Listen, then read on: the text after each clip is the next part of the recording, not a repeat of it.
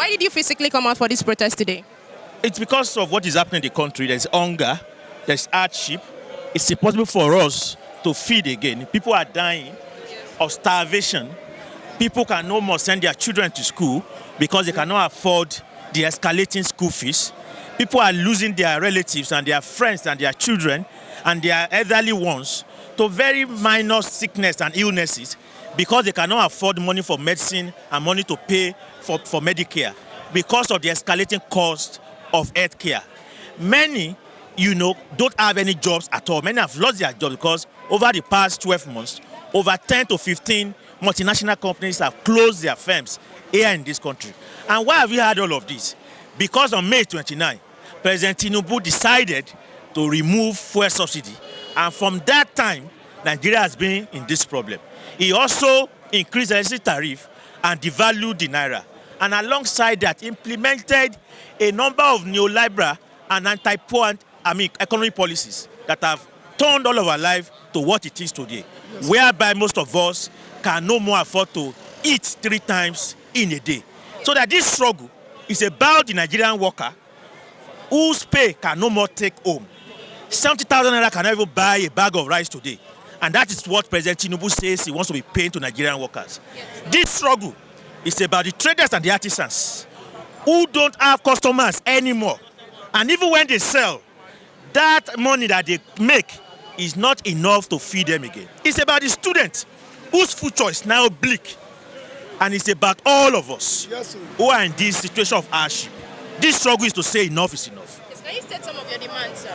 Our demands are: 1, the reversal of fuel price to pre-May 29, 2023 level. Reversal of electricity tariff to pre-May 29, 2023 level. Reversal of all anti-poor and neoliberal policies that the government has implemented. Better funding of public education. We don't want loans. We want students to be given grants. Because loans means that students are going to be trapped in lifelong indebtedness. Yes, we want decent job creation. There are no jobs in this country. Many people, when they graduate 10 years after, they still don't have a job. And we're also asking for unemployment allowance to those who don't have a job. Because what they are doing in this country now is that if you don't have a job, then it means that you have to die of starvation. Many people have hung themselves on many bridges in Lagos, committing suicide over the past few months. We don't want to continue to lose our young men, and that's why we need this unemployment benefit. We want the refineries to be fixed, new ones built, but most importantly, they should be put under democratic workers' control and management. We also want the power sector, that privatization that has failed since year 2013, to be reversed, and for the power sector to be placed under democratic workers' control and management. We think that something needs to be done about Nigeria's economy, because what we know is that this country is very wealthy. Nigeria is one of the wealthiest countries in Africa, even in the world. Yes. Why is it that despite that, millions of our people are wallowing in poverty? It is simply because we are practicing a capitalist economic system which is built to only ensure that a few people are rich at the expense of the mass majority. Our struggle is to demand also the end to that exploitative economic system of capitalism and for a socialist economic alternative that can ensure that Nigeria's wealth will be made available for the betterment of all. We don't want to end this struggle and go back to our life of poverty again and go back to our life of not being able to eat again. We want total structural and social transformation of the way this country is run. During the press conference, you accused the police of sabotage. How would you say the police has been ever since we started this protest this morning? Well, it's still too early to begin to assess the police because we know how they operate.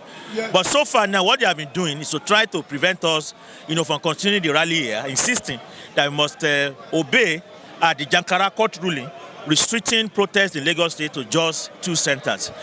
Well, because we don't want violence, because we also understand what is being done, there are around us here and across several places in Lagos State, militias, thugs affiliated to the ruling party who have already been given money and weapons to descend on peaceful protesters. So we are not going to give them that chance. And that's why we have democratically discussed among ourselves and we have resolved that at a certain point in time, we are going to march peacefully to Ojota.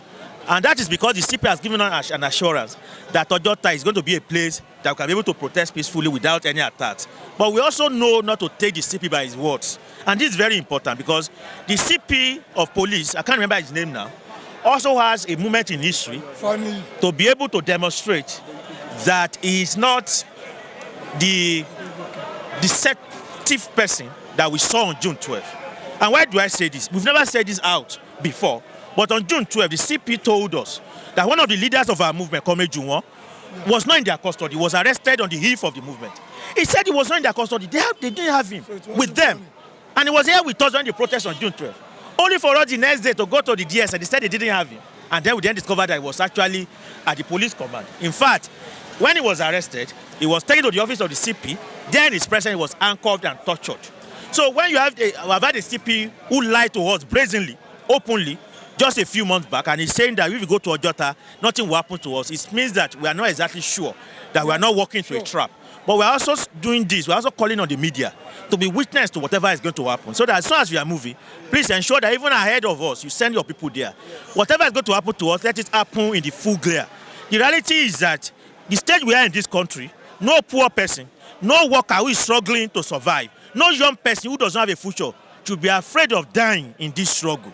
Because without death itself, then what exactly are we doing, given the kind of life that we are living? So we are prepared for anything. We are not violent. If they insult us, we are not going to respond.